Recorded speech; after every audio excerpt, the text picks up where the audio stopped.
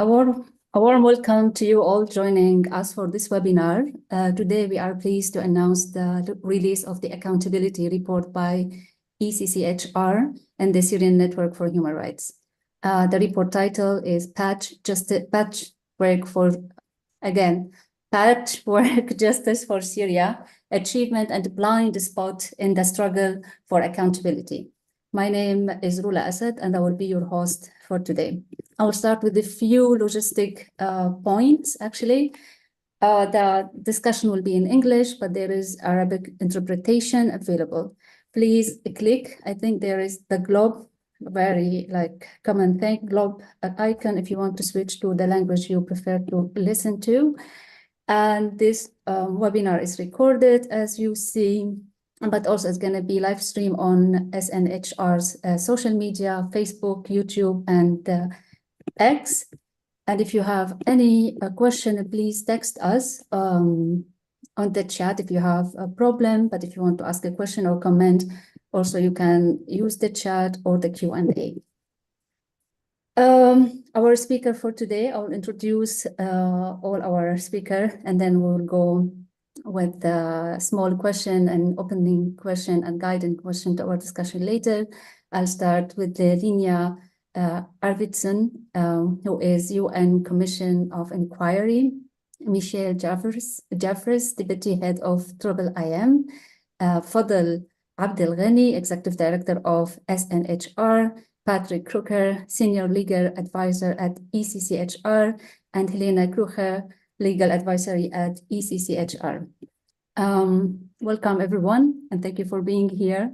Looking forward for the discussion and also putting more light on the report, which is the main focus for our discussion today, but also to look together to the effort back in the time 13 years ago when it started, when it comes to the legal procedure. But I will start with you, Helena Kruger. And in the report, it mentioned that as long as the Assad regime remains in power, genuine investigation into the international crimes committed in Syria will have to be pursued through third states. And of course, it's crucial to recognize that all avenues for accountability, regardless of the actor involved, will need to navigate this reality. And this is from the report. We're going to start with you to learn more about the report, what's the main focus, and of course, when it comes regarding accountability efforts in Syria since 2011, and who are the primary actors involved. Yes, thank you very much, Rula. Yes, so to give you a brief outline, in writing this report, we really wanted to create an overview of accountability efforts relating to the war in Syria that have taken place so far. And in the report, we're discussing the main developments which we have seen in the last few years, also some trends, and especially also gaps, meaning that those actors responsible for international crimes that have acted with impunity so far. And we're focusing on this in our work as well. And finally, the report provides an outlook also relating to potential future developments in the Syrian context. In writing the report, we aim for attention for the topic in a world filled with armed conflicts, and in which we see now many states normalizing relations with the Assad regime at the moment, instead of seeking accountability for those horrendous crimes committed. And in this, we would also like to fuel a discussion on how the accountability process could look like in the future, because, yeah, it is far from being accomplished. So due to the unchanged situation in Syria, as well as the deadlock on the international level, in our report, we had a closer look at the accountability efforts in third states, which have brought some remarkable results. One of the main features of this process is the role that civil society actors have played in it, as you were asking for the main actors. and they, helpless against the brutality of the regime, have really turned to documenting the crimes and began themselves to demand for accountability. And I have to add that while non-state actors have usually played a vital role in documenting war crimes in many conflicts, the Syria case is really unique because of its scale and the volume of documentary efforts, and also because of the political impact of Syrian CSOs. Those activists and survivors, victims, have documented crimes often at a personal risk, a great risk. If we look, for example, at the photos and how they were secretively smuggled out of the country even. Yes, but because of those efforts, we now see investigations and trials of international crimes committed in Syria taking place in many countries in Europe, for example, in Sweden now, in the Netherlands, in Germany and Belgium, and as well as the United States. We have seen quite a few of the so-called foreign fighters on trials, but we also see ongoing structural investigations, be it in relation to the regime or to non-state armed groups. We see some regime trials at the moment in Sweden, for example, or also regime-affiliated members of armed groups that are on trial, especially in the Netherlands and in Germany, starting tomorrow, one trial, for example, in Hamburg. However, those efforts all concern rather low-level perpetrators. What we haven't seen so far then is high-ranking perpetrators of the Assad regime on trial. And therefore, many of those Syrian and international civil society actors have started to demand from authorities to implement a bit more of a strategic approach towards accountability for the crimes in Syria. And then in the next step have, building on this evidence, started to file criminal complaints concerning war crimes and crimes against humanity in particular in many of the European jurisdictions that I have named, and some of them have resulted in criminal trials. One of them, for example, led to a trial of 2 former intelligence members of the Syrian regime who have defected and fled to Germany. They were tried in the so-called Al-Khatib trial held at the Higher Regional Court of Koblenz, which concluded 2 years ago already with a life sentence of one of the main accused, and confirmed also that the crimes committed in those detention sites, for example, torture, murder, and also sexual violence, were really part of a widespread and systematic attack by the Syrian government against the civil population. And this was a really important milestone. It was also, largely thanks to those efforts by civil society that conflict-related sexual violence committed by the regime, especially also in connection with torture and enforced disappearance, has been addressed more broadly and adequately in trials and also in investigations, of course. But yes, there's still room for improving those investigations in this regard. And what we see now as well is that high-ranking perpetrators are indicted in France. We have the Dabak trial starting next week in Paris against Jamil Hassan and Ali Mamlouk, who will be tried in absentia. And there's another arrest warrant against Bashar al-Assad, currently under review in French courts. Yes, so there's a lot going on already. What we see is at least in third states, and yes, as I said, the main actors are really civil society organizations, and I'm sure they will continue to do so. Thank you. Thank you very much for the one who joined us now. Welcome. Helena just gave us and walked us through the report that it released today, but many of you have received in the email. It's the patchwork Justice for Syria, its achievement and blind spot in the struggle for accountability. And this is amazing how the report, it's not only talking about the efforts since 2011, but also highlighting what's coming next. And who is coming next to our conversation is Patrick, also from ECCHR. And in the report itself, say, while it may not detail every trial or investigation, as mentioned in the report again, still there's a lot of analysis.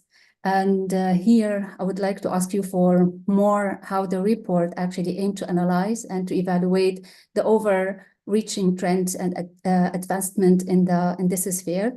But also if you can walk us through the how does the report actually address an existing gaps, also blind spot as it's in the title, and how it offer that report itself insights into potential future development, thereby contributing to discussion on the ideal shape of future accountability process.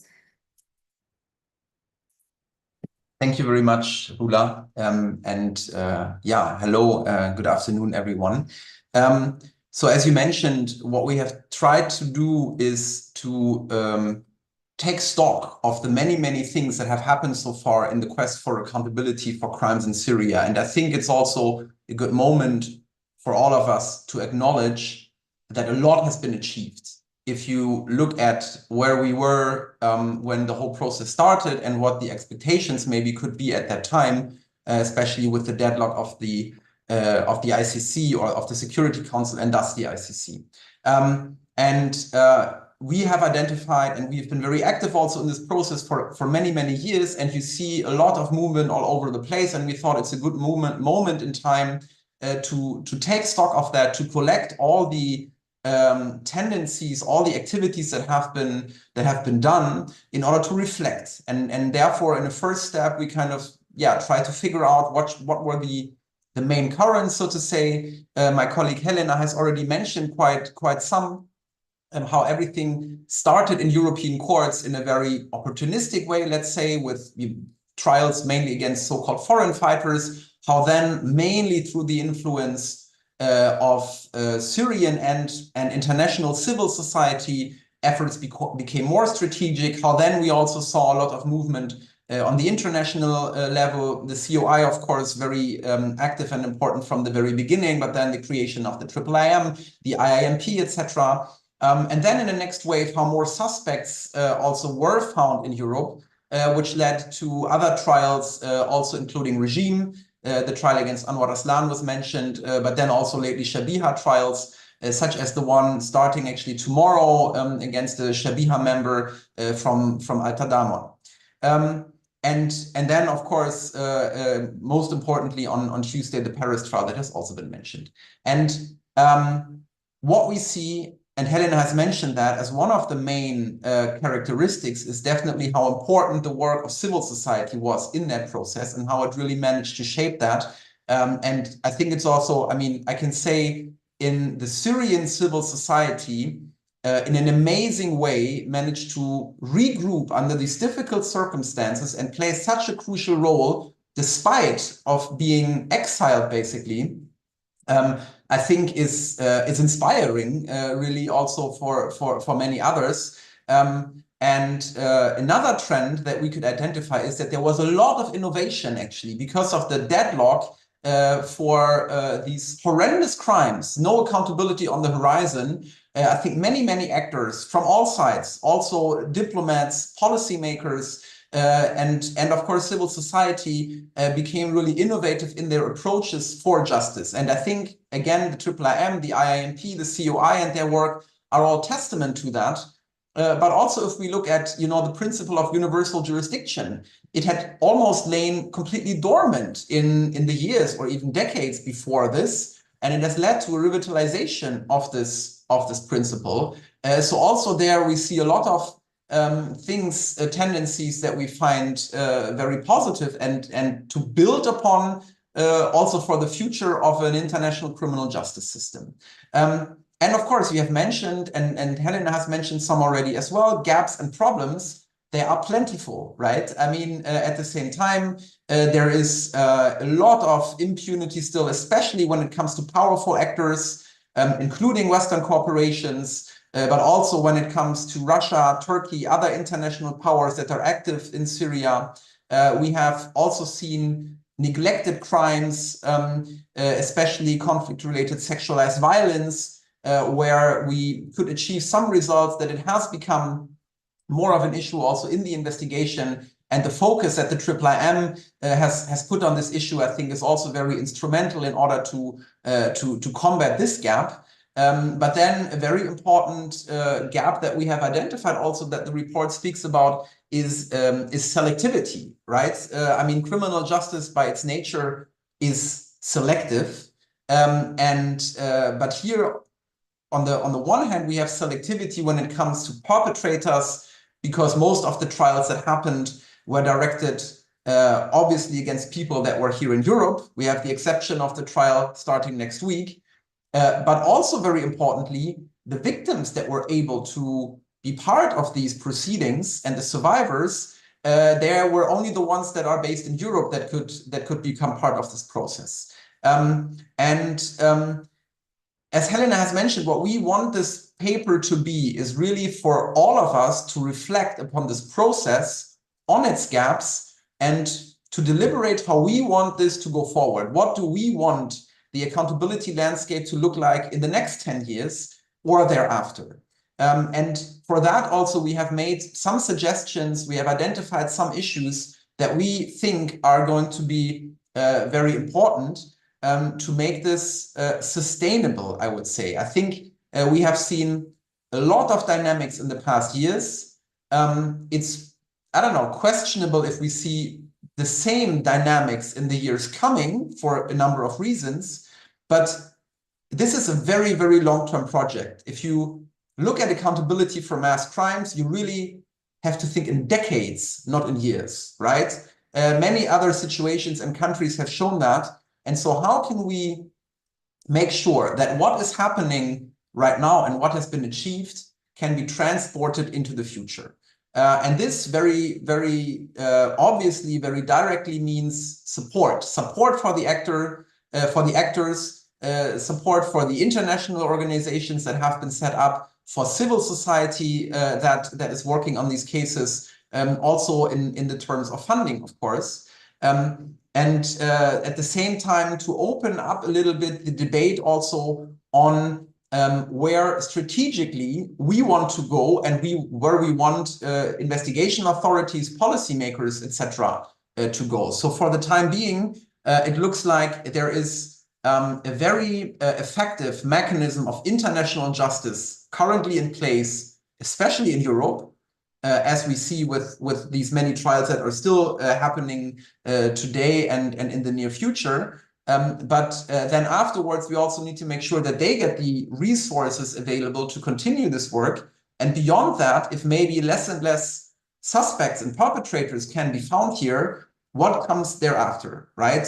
Is it time again maybe to think about a more comprehensive accountability approach, to start discussing any idea of a tribunal, if already many policymakers are pushing for a tribunal because of the crime of aggression against Russia? Is that something where also, you know, for the Syrian accountability movement, that's something to strive for? Do we look at other forms of accountability or alternatives to retributive justice?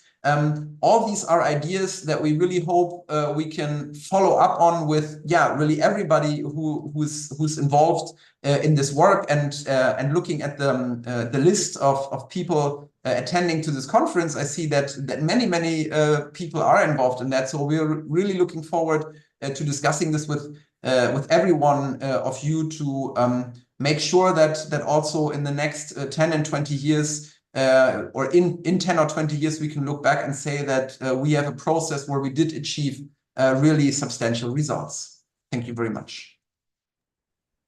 Thank you, Patrick. There is no doubt there is already a lot have been achieved, but also we are aware there is a long way to go together and stronger, I hope. Already mentioned you and Helena, the role of the civil society, and here I have a question to you, Fadl Abdel Ghani.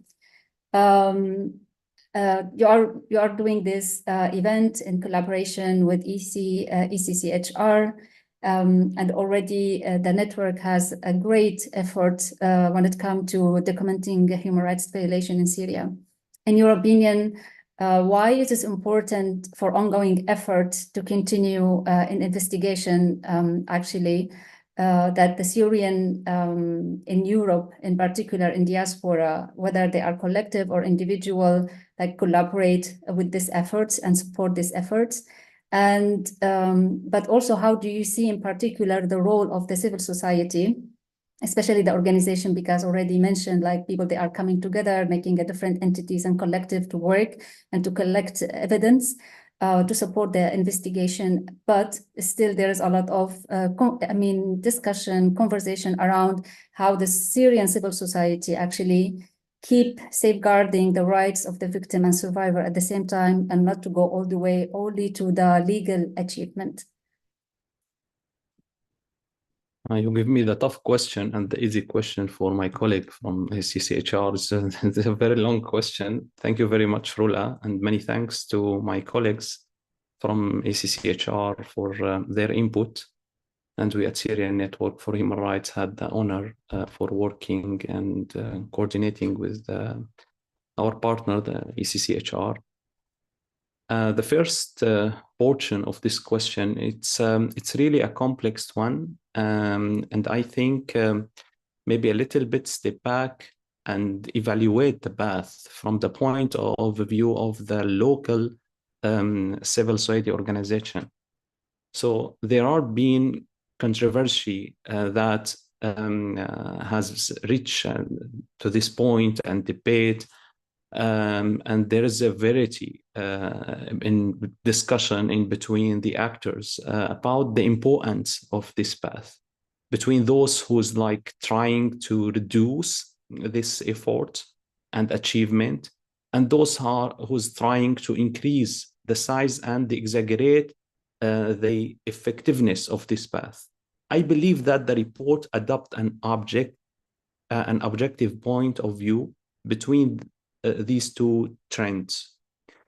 And I wrote an article in 2021. It's similar, but it's far more smaller than the report, but it's similar, the objective in between those two angles. So without a doubt, there are an important achievement that have been reached, but at the same time, these achievements are only a small path of justice. So a little bit of like clarity between those two trends. And then the conclusion why this is essential for, in my point of view, as a human rights organization. So the first angle that the universal jurisdiction itself can play a role, but because the nature of the design of this jurisdiction, the principle itself, for many reasons. So and of course there is a political will, but the principle itself contains a lot of constraint. While it's obvious, it's one of the tools in achieving accountability. It's still, I can say, a simple maybe tool or other term, because the vast majorities of the European countries, for example, this one of the main reason, they required the presence of the perpetrator on their state land. It's highly unlikely that anyone from the first or second rank in Assad regime, for example, or other perpetrator to visit those states. So in this, we find that almost all the cases that have been brought have been against the low-ranking person, the majority of whom are not decision makers. I'm not talking about abstentia, that's different, the trial in 4 days. But so this is the of course the report highlighted the cases against also the terrorist group and why it's far more easier to build this. This is the Syrian is reading all of that. This is a very limited achievement from the universal jurisdiction. The last point in this regard is that the state allied with the Syrian regime, such as Russia, Iran, China, Venezuela, and others, the regime can visit those, even if a warrant issued by any prosecution, public prosecution or attorney, they will not make any extradition. So this is the first angle. On the other angle, for example, I believe that the Koblenz trial, if I took it as a shine example, include a great achievements, although it's trying individuals from low ranking, Iyad and Anwar, and those individuals are just a small part of the brutal security system of the Syrian regime. And their trial has revealed the barbaric torture practice by the Syrian regime and receiving a wide media coverage, which contributed to a future and exposing the crimes of the Syrian regime in front of Germany and European international public opinion. And this is a tremendous achievement in terms of advocating for issue of detainees and the torture they are subject to, and advocating the case of the Syrian as a whole for their right to demand disposal of such regime. Why the uprising is happened. The practice that the most heinous method against its political opponents. The last point in this regard from this achievement, that many Europeans have realized that the Syrian didn't flee the country from only killing and bombardment, and now we are hearing this return refugees again, the discussion, but also from fears of arrest and brutal torture that they will be subjected to if they are back. So all of these trials confirm the tireless dedicated to freedom and justice, and the constant diligence of the Syrian advocating of democracy, a democratic change, the effort of the victims, the civil society organization, even if it's maybe from the point of view not a great or limited achievement. So without their effort, this achievement cannot be done. So for this great yet limited achievement, I believe it's essential for prosecution to continue in Europe and US, as they shed a light on what's happened in Syria, especially since a large portion of these practices are still ongoing. Torture are still ongoing, disappearance are still ongoing, arbitrary arrests are still ongoing. And those are the three angles that, or perils that prevent the Syrian refugees to be back. So this is a great advocating on the Syria conflict as whole. Now, moving to the second part of the question, and I will be short, about the role of civil society. I can talk about our experience, our organization. I can speak on behalf of Syrian Network for Human Rights.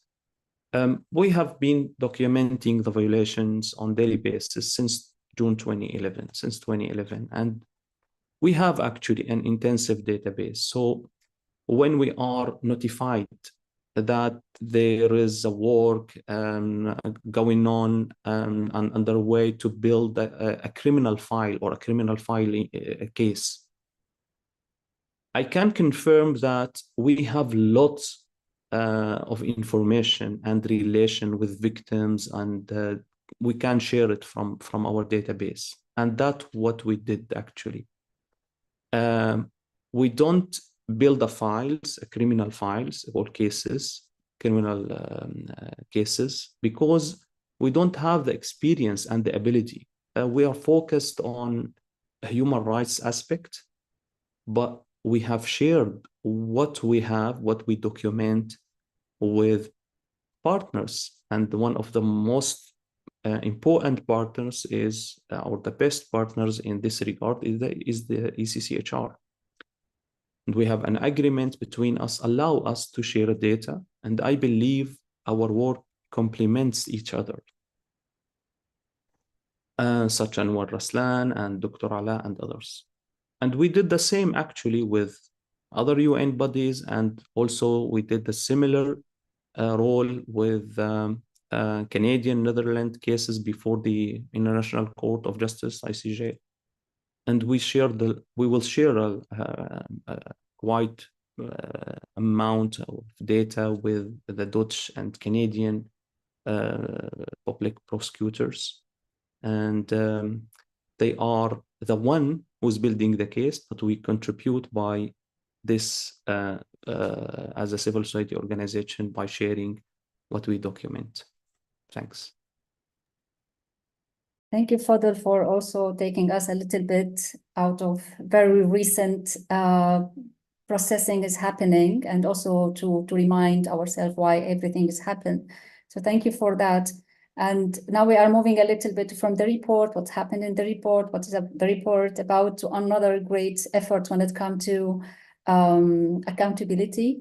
And we have Michelle Javris from, and she is the deputy head of IIIM. And Michelle, if you allow me just to give a few lines about IIIM, that in December 2016, the UN General Assembly established the International Impartial and Independent Mechanism, which is known now today as IIIM, to investigate and prosecute individuals responsible for serious crime under international law in Syria since March 2011.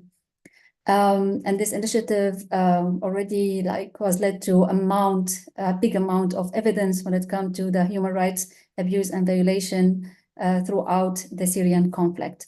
But we'd like to hear more from you and to learn more from you about the mission of the IIIM and how does it aim actually to facilitate fair and independent crime proceeding in various courts and tribunals, but also in what way the IIIM being described in the context of providing accountability for crimes in Syria, and the role does it play as a temporary measure until conditions actually allow, but also the political will allow for a border accountability. So if you can give us more, and we are all ears to hear.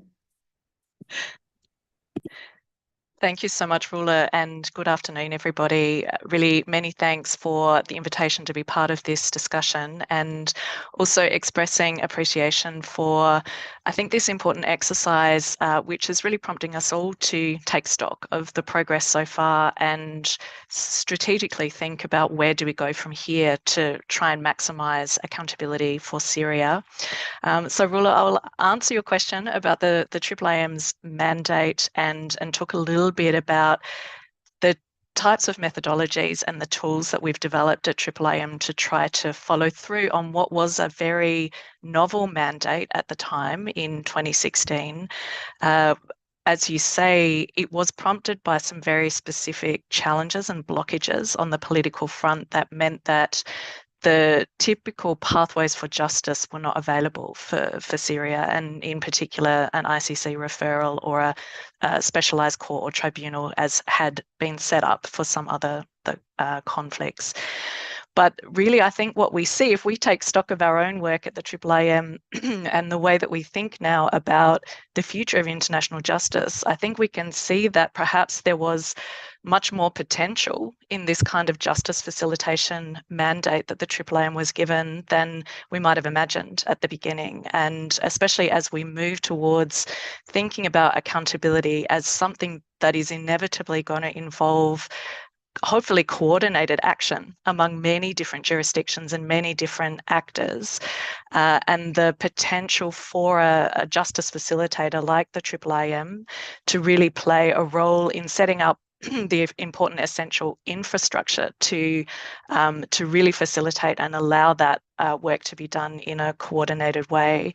If we look at other conflicts now, Ukraine being a good example, we see a similar need to think about justice across many different jurisdictions and with the involvement of many different actors. But let me just go back a little bit to the IIIM's mandate. I know many of the listeners will be familiar with the mandate, but some of them may have had less exposure to it so far. So really just to cover a few of the basics, it's already been referred to the important role that civil society had already played in amassing a huge amount of documentation on crimes committed in Syria at the time that the IIIM was set up.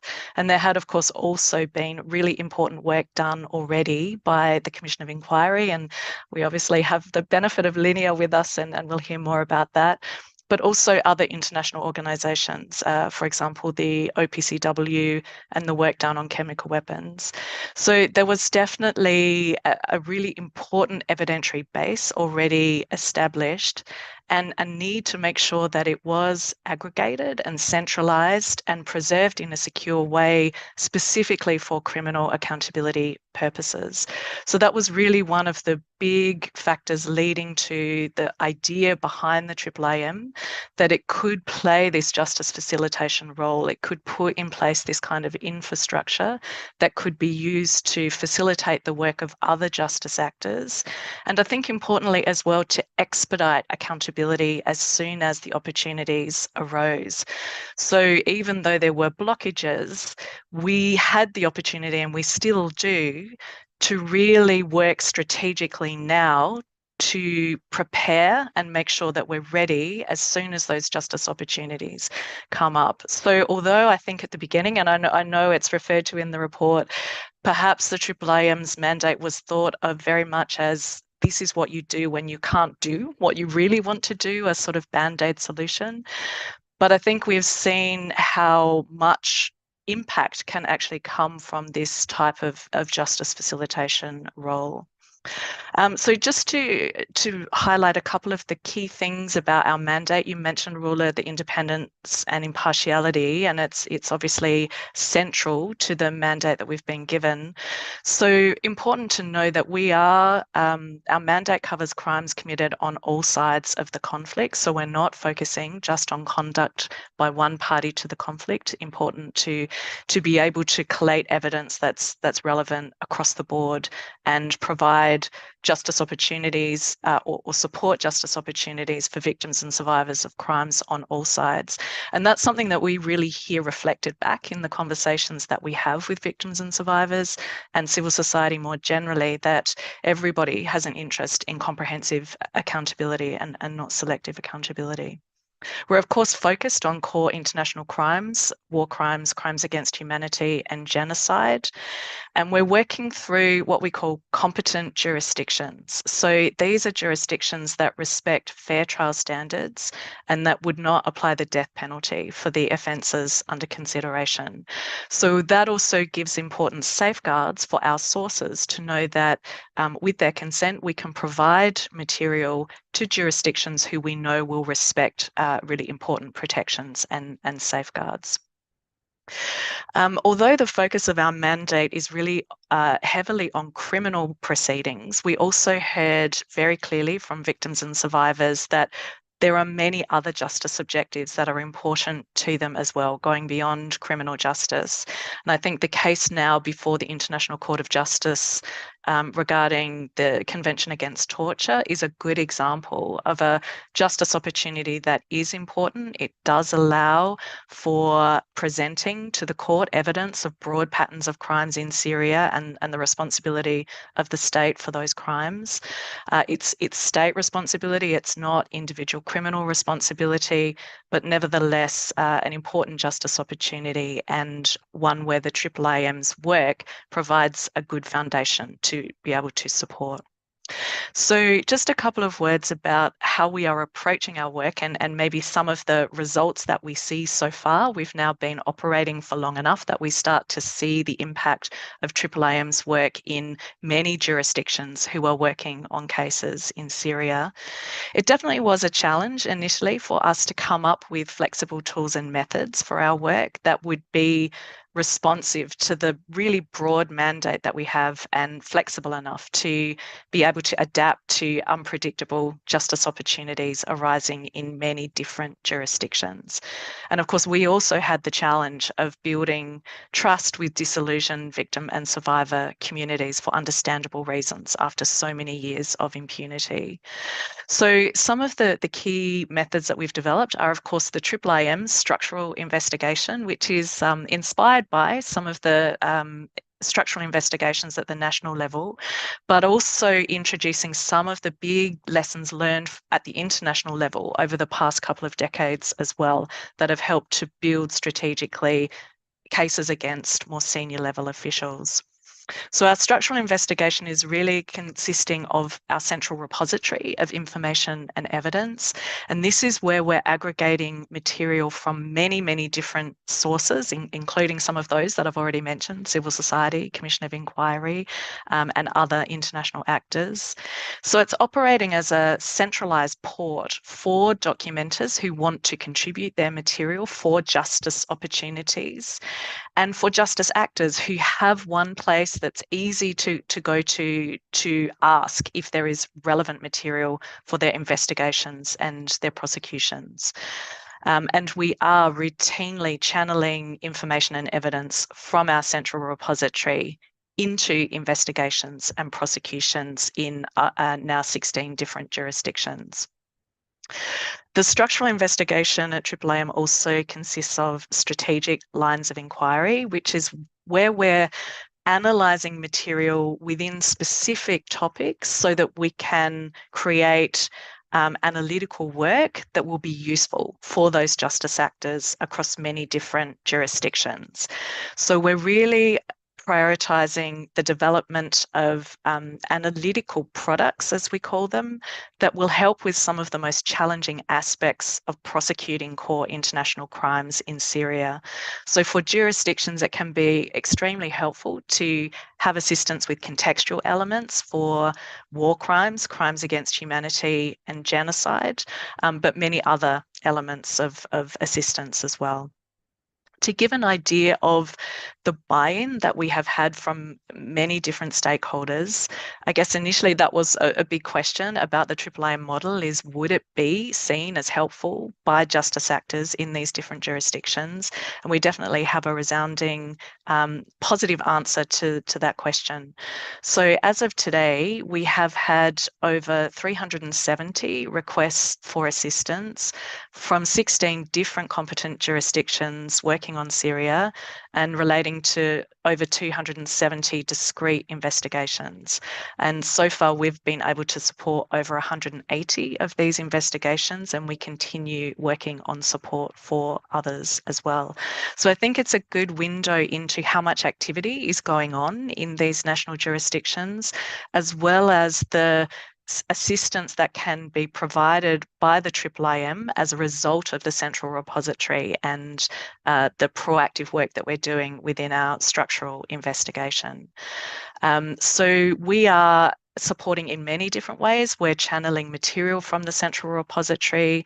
We're sharing analytical products from our structural investigation, or maybe products that are developed specifically in response to a request for assistance. We can help with locating witnesses, interviewing witnesses. We've had IIIM staff members testifying in proceedings, a whole range of different ways that we can support.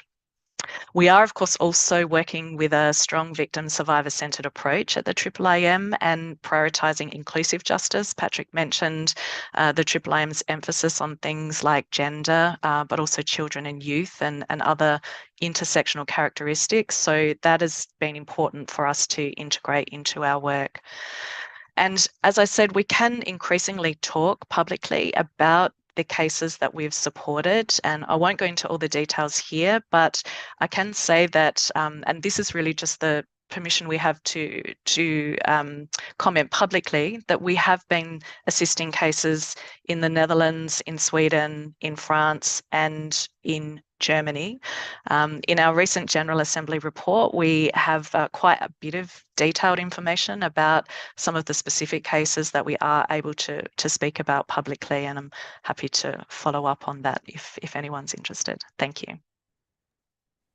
Thank you very much, Michelle. And personally, as a Syrian activist, for me, it's remarkable how I am trying to engage with the communities and with civil society and inform them in different ways, whether webinars, and always there is information coming and motivating people to be part of collecting or sending documents about especially missing persons, people. Thank you for that. And I will invite also our audience to engage. If you have a question, please share it with us. We will come to that, to the question soon, after we have a little conversation with Linnea Arvidsson, representing the UN Commission of Inquiry.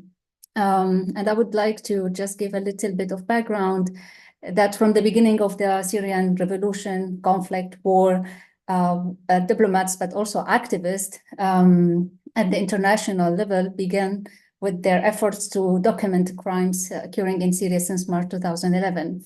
The result of that effort, of course, along with other many factors, that the establishment of Independent International Commission of Inquiry on Syria, COI, by the UN Human Rights Council in 2011.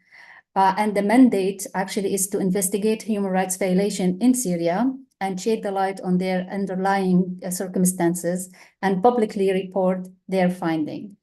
Also, we want to hear from you. We to learn also from you more about how has the COI contributed to the understanding of human rights violation in Syria since the establishment, as mentioned, 2011, particularly in the terms of the report you are publishing. There is a few reports to highlight here: the gross violation of human rights and the concern about the crime against humanity.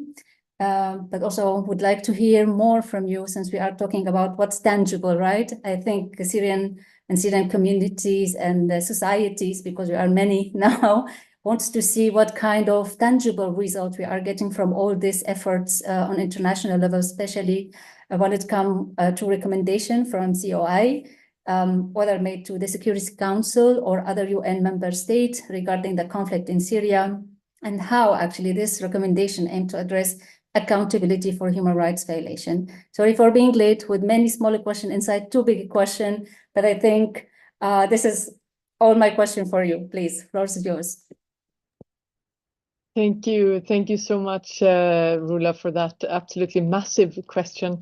And many thanks to you and Fadel and everyone for the invitation to join you at the launch of this very powerful report, I must say. I mean, from the Commission side, I think a lot of the findings and suggestions very strongly resonate with us. And you mentioned it, Rula, but just a brief introduction to the Commission of Inquiry.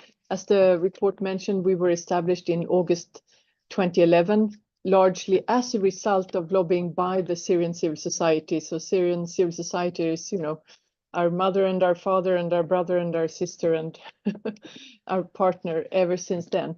The mandate that we have is to investigate all alleged violations of international human rights law since March 2011 in Syria, and to establish the facts and circumstances around such violations and crimes, regardless of by whom they were committed. So we look at all parties and all areas in Syria since 2011. We're also mandated to try to identify those responsible where possible, to support efforts to ensure that perpetrators of violations, including those that may constitute crimes against humanity and war crimes, are held accountable. And as part of this work, until now, we have presented over 50 reports. Some of these are thematic, focusing particularly on detention, on disappearances, sexual and gender-based violence, for instance, or attacks on medical care, while others cover violations that were committed during a specific time period. And some cover violations committed in a particular location, like Aleppo, Eastern Ghouta, Idlib, over the years.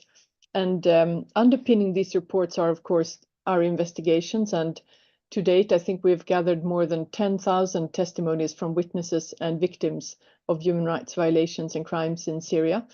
And that's quite a large number by now. And if you look at, for instance, the Truth Commission of South Africa, I think they gathered 20,000 interviews. So we're at half of that already in the commission. And this work we really couldn't do without Syrian civil society, as Fadel mentioned also, and many of you are present here.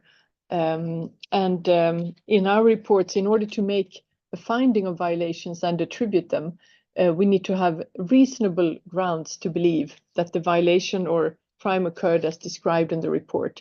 This is lower. It's a lower standard of proof than beyond reasonable doubt standard that you apply in criminal proceedings, but it's still quite strict. And in the context of all the misinformation and disinformation that we've seen, those of us who follow the conflict over the years, we place a lot of emphasis on eyewitness testimony, and we're incredibly grateful to those 10,000 witnesses and victims that sometimes at risk have spoken with us. And to briefly answer your question about how we have contributed to the understanding of human rights violations in Syria and the need for accountability, it really comes from this work of since 2011 of trying to do our best to investigate violations committed right when they occur. So, for instance, right now, our team is looking into violations that may have happened 1 week ago in northern Syria or 1 month ago in southern Syria. We're very often in the now in the Commission in order to gather fresh eyewitness accounts. And also for that, day-to-day work, we couldn't do it without the incredibly vibrant Syrian civil society that we cooperate with in all areas of the country. And most of our reports are therefore, as a result, focused on the situation right now and on to draw attention to them and the need to stop them. And we have briefed the Security Council or the General Assembly at the UN in New York every year since 2011. And we report to the United Nations Human Rights Council here in Geneva at least 3 times per year. So really trying to make sure that Syria is not forgotten, that the violations that are committed now are not forgotten by the international community, and that resources are still dedicated to Syria and to the need to stop the violations first and foremost, and secondly to get accountability for them. For instance, our most recent report that was released in March covered last autumn's escalation in Syria, which was the largest we've seen in 4 years, including yet again attacks impacting civilians, including hospitals and other civilian infrastructure being attacked, and torture, ill treatment, and other violations amounting to war crimes, most likely. It's very hard to give justice to all of these reports in such a few minutes. But what we have made clear, I think, is that the warring parties' attempts to resolve the Syrian conflict militarily have enabled the violation or abuse of nearly every core human right. And since 2011, the parties to the conflict have cumulatively committed almost every crime against humanity listed in the Rome Statute, and nearly every war crime applicable in a non-international armed conflict. That is really quite something. And we know the result, with more than half of Syria's pre-war population displaced, many repeatedly. So in light of all that, we have since 2011, already in our first report in 2011, we recommended for credible, impartial, and independent investigations into the violations and for the International Criminal Court to be given jurisdiction. But obviously, we all know that no such action was taken by Syria nor by the Security Council, and the blockages still remain. And we've therefore constantly advocated since then for continued investment by states in prosecutorial, investigative, and judicial infrastructure that can enable the prosecution of individuals suspected of war crimes and crimes against humanity in Syria at the local national level, in local war crimes offices, and internationally through the IIIM. And we've lobbied for states to lift legal barriers to such prosecutions. And it really is, I think, a tribute to a lot of people here today that such efforts really have paid off. And as your report very compellingly sets out, at least 50 people have already been convicted for war crimes and crimes against humanity in Syria. That's quite extraordinary, especially if you consider that during the ICC's first 2 decades of existence, only 5 people were convicted. Obviously, we know the problem, which is that we're not reaching the highest level perpetrators here in these cases, but still, it's, as Patrick said, it's an incredible achievement, and it really shows the determination of some member states, but above all, the ingenuity of Syrian activists and victims to bring cases wherever they can in the most innovative way that we've seen. Those of us who have worked on many other countries as well, Syria really is incredibly, something to be very proud of in this sense. But at the same time, as the chair of the Commission, Paulo Pinheiro, has stated many times, it is an embarrassing indictment of both the parties to this conflict and the international community that these are the only criminal accountability avenues available after a decade of such widely known abuse. Under the Commissioner's guidance, we have, as Michelle also said, cooperated with national jurisdictions for the purpose of accountability when this is requested by competent courts and prosecution authorities that are preparing cases to be heard before a competent and impartial judiciary. And so far from the Commission side, I think we've cooperated directly with over 60 criminal investigations into war crimes and crimes against humanity committed in Syria. And in addition, since 2019, through our very close cooperation with Michelle and our colleagues at the IIIM, several hundred testimonies from the Commission's holdings have been shared by the IIIM to support many additional investigations and prosecutions, nearly 100 at this point, I think, but you may know better, Michelle, exactly the number. And these investigations obviously concern crimes committed by individuals affiliated to various parties to the conflict, as should be the case, including Syrian state officials and non-state armed actors like ISIL and other groups. And most of our 10,000 victims and witnesses have provided informed consent for their testimonies to be shared for this purpose, because they yearn for accountability for the crimes and violations they suffered, even though sometimes when there are very strong protection concerns, which are sadly common in the Syrian context, that has not been possible, but most often it has. And what else? I also want to flag that it's not only through such direct cooperation that the work we do has been useful for accountability. One thing that is perhaps less well known is that the Commission's public reports are frequently used directly and cited by prosecutors, judges, and other accountability bodies. And we have seen that by national courts in Germany and Sweden, for instance, including the court in Koblenz. And the most, I think, important such recent example is, of course, the case that Michelle mentioned and Fadl as well at the International Court of Justice in The Hague, looking into torture in Syria. And I think it's hard to overstate the importance of this case. It may be Syria's only Nuremberg moment, the only opportunity for an international court to look into the entire archipelago of prisons and detention facilities where so many violations have occurred, and the responsibility of the state at the highest level for such abuses. This is in contrast to the criminal proceedings that we see against lower level officials, many of whom actually defected since they were not in agreement with the abuses committed by the state. So that makes the International Court of Justice proceeding so important. And a lot of you spoke about the selectivity that naturally comes with criminal cases and universal jurisdiction cases of the kind that we've seen, because perpetrators are based in Europe, and it's often looking at crimes that happened before they left Syria. So typically many years in the past. But this case in The Hague is also looking at the Syrian government's violations of the Convention Against Torture today, and not only 10 years ago or 15 years ago, but also right now, and whether the preliminary measures that they ordered are being respected today. So it is such an important case. And one of the things you mentioned in the report that I really hope will be picked up is the recommendation for such proceedings, important proceedings, to be interpreted into Arabic live, or perhaps to be live streamed on Al Jazeera, as was the case with the proceedings brought by South Africa against Israel recently. These are the sort of measures that it would be really, I think, important to see also in the Syrian context, and perhaps something that we can all jointly advocate for.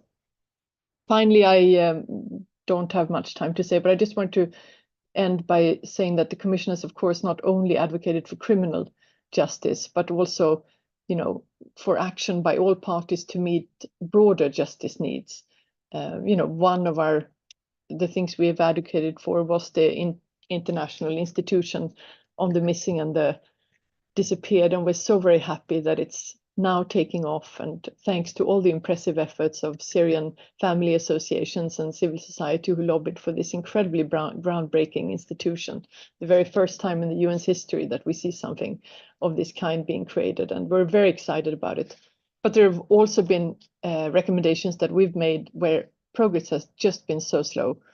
Facilitating prisoner releases, for instance, that's not happening much from government detention, nor is it happening by other parties. We know that there are 30,000 children still held in internment camps and detention facilities in the northeast, 5 years after the fall of ISIL's last territorial hold in Baghouz. That is a shame, and something really needs to be done about that. We also know that after so many years, we still don't see independent detention monitoring. There's no humanitarian access to all places of detention. There's no moratorium on execution, another thing we've pushed for years. We see this in the northeast, but executions continue both in government-held areas and in the HTS-controlled areas. We've not seen any rule of law and security sector reforms, which is something the Commission has advocated for a lot. And we also just don't see obstacles being removed that could facilitate the return of the over 13 million refugees and IDPs. We will soon, from the Commission side, do a special report on the housing, land and property rights of IDPs and refugees. So we will keep up advocating for that too. But I don't have much more time, so I'll stop here. Thank you so much, Rula. Over to you. To you too. Actually, in such a short time, you highlighted a lot. You remind us with how complex is the Syria case. It's not the only, but one of. And when we talk about Syria, we are talking about different parts of Syria with like different kind of intervention needed. But at the same time, keep in mind, like this is for Syrians who are not in Syria in many cases. And what justice mean for some, it might mean difference for other. And while you were talking, I stopped by your saying like the violence is still going in Syria, and still there's cases from last week.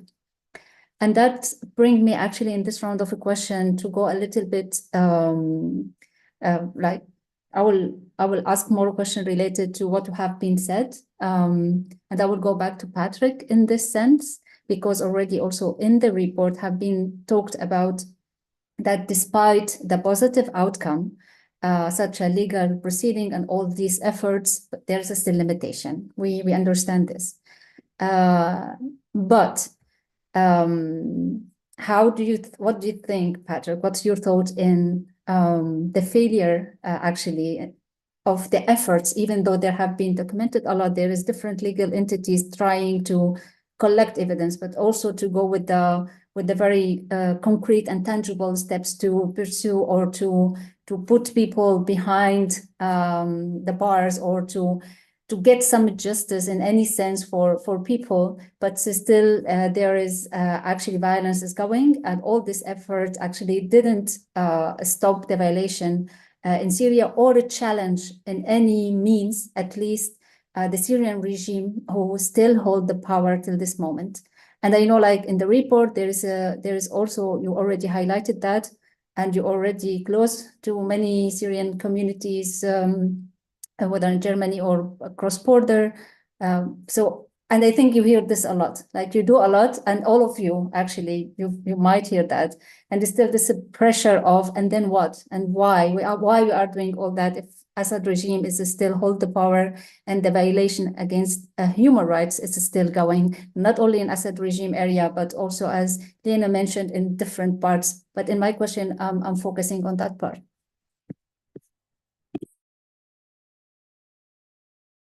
Yeah, thank you very much, Rula. Speaking of that pressure that you mentioned, I think that's exactly what we need. What drove this forward so much, and all the actors, I think, in this field feel this pressure. But in light of what is happening until today, as has been mentioned, we mustn't let go. We mustn't decrease this pressure, but keep it up. Basically, one of the reasons also why we wrote this report. I think there are several points to make here in reply to your question. I think one thing that we do continuously need to mention as well, despite the fact that with international criminal law, with justice and accountability, we do have a powerful and inevitable for any process of coming to terms with the past, a very powerful tool in our hands, but also a very limited one, right?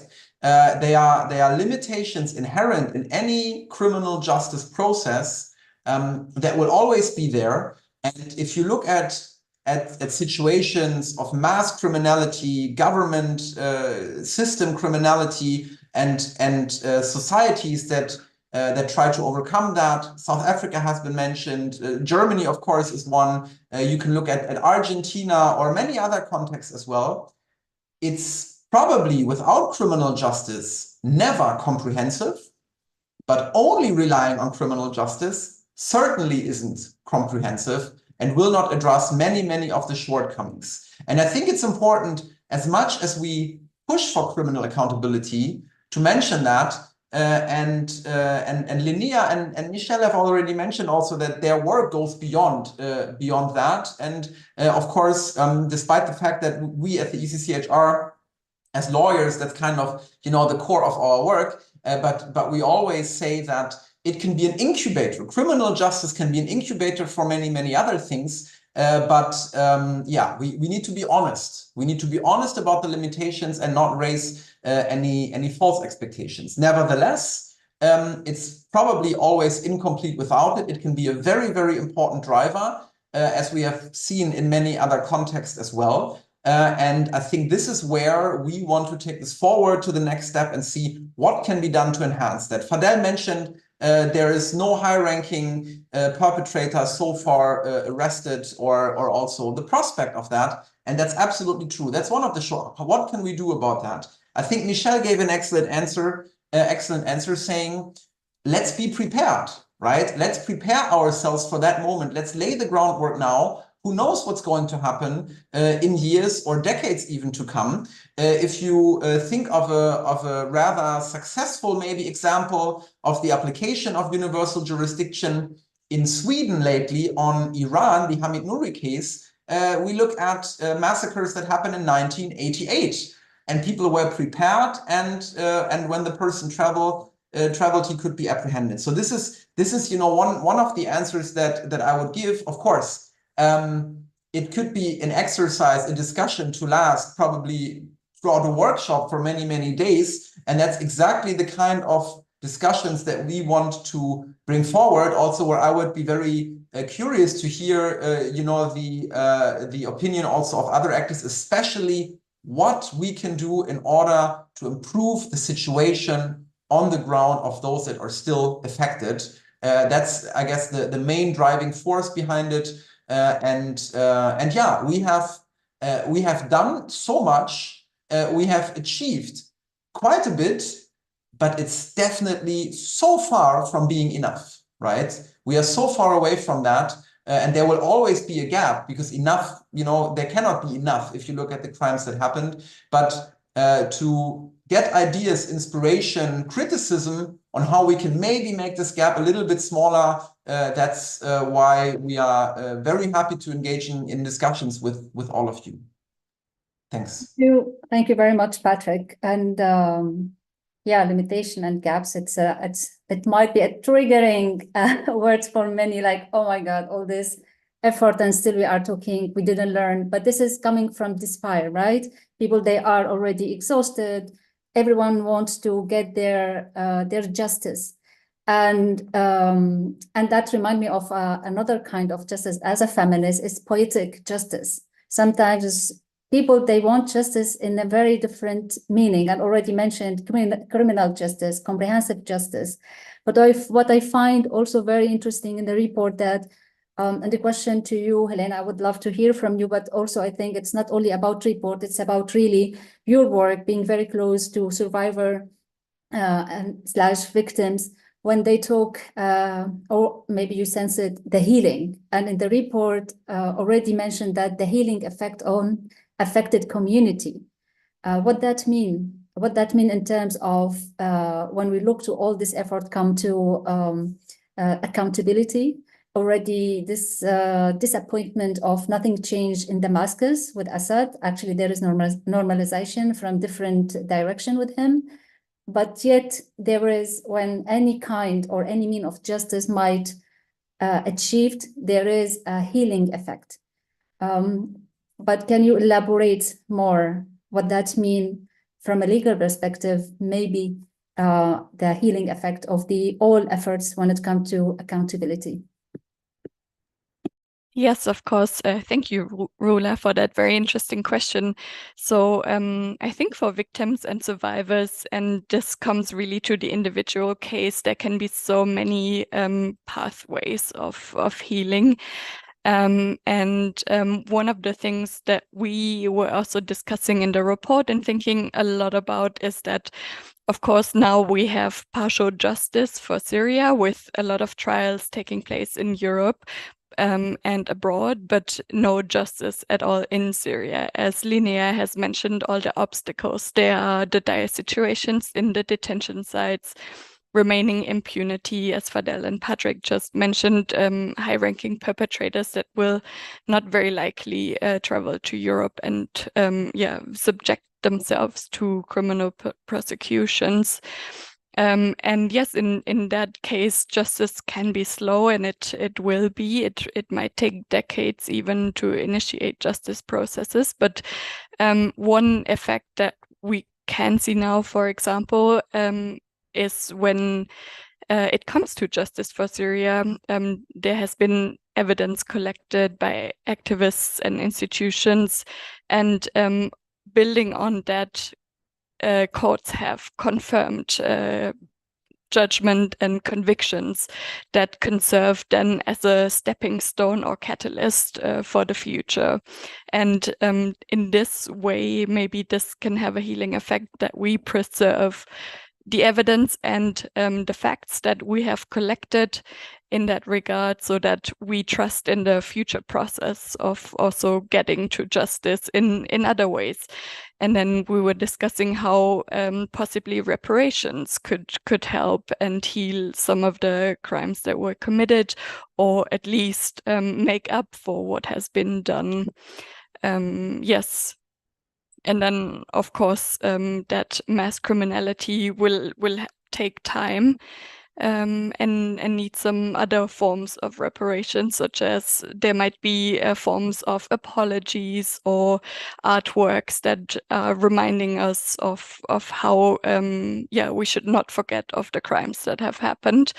And I'm sure every individual will have a different answer to this question. So yes, it's really up to everyone themselves to find their healing. And we hope to facilitate in a justice form whatever can be done in that regard. Thank you. Fadel, any thoughts on that? Yes, indeed. I think I agree with what my colleague, and I can add a little bit that on the I already criticized and I elaborate the limitation, but for sure there is the achievement. I can also highlight that how much is difficult now for any respected diplomat or politician to relink with Assad regime or any perpetrator. So this bit of justice or accountability make this difficult for any relinking. And now, especially after the sentence from the Anwar Raslan, when it's clearly mentioned that and highlight the crime against humanity. Anwar Raslan as an individual cannot commit crimes against humanity. And even the accusation of Dr. Ala, it's mentioned crimes against humanity. And this is actually, as we know, committed by the regime, by the system, because it's widespread, it's systematic, cannot be done by individual. So this is an accusation for the regime. And now this regime still not allegedly committed torture or disappearance, or now we have a sentence against a verdict against this regime. So this actually, it's essential and sending a message for the victims. Why is that? Because this is what is in our hand, and we are trying to do our best. The perpetrator want to end this path, to fight and keep criticizing our war, so this is a battle actually. It's a justice battle and accountability. They want us to stop. They don't want to hear anything from, and they want to wrap up again. But when we highlight the continuity of the crime and building a new cases, again highlighting what's going on in Syria, I think that we make their life difficult. We still calling based on what we achieved, that we need a solution, a political solution, transition solution. As the report mentioned, and as you mentioned in the introduction, it's impossible to have any accountability. It's impossible to have any real achievement if the regime is still exists. No reveal of the faith of the disappeared people in Syria, thousands of those. So lots of, but we cannot call for that if we don't have those documentation, if we don't have those criminal files built against the perpetrator. So that enable us to build on that. But I think what's missing here, Rula, is the political will. We already have tremendous amount of documentation, but when it's coming to invest that from the political level, here we have the issue actually. It's not the problem of the law or the methodology or the sufficient of the evidence. I think that almost all of my colleagues here, they did a great job. But when it's like the failure coming, when we recommended that the politician, they need to move ahead and to build based on this certain and high level of methodology and evidence, what we have to move ahead and to support and to protect the civilians at any measures and to take the measures. For example, 1 month ago, we highlighted that the regime even violated, after 3 months of the percussion measures issued by the ICJ, how many cases that we documented at SNHR died due to torture, how many Syrian subjected to torture at this period. So that the regime is violated, and that's important, that the regime dare to, of course, the lack of accountability and the whole life of impunity from the regime. But this is a failure not for a human rights defender, rather than the Security Council and the politicians themselves. They failed to move Syria and to create this political path. But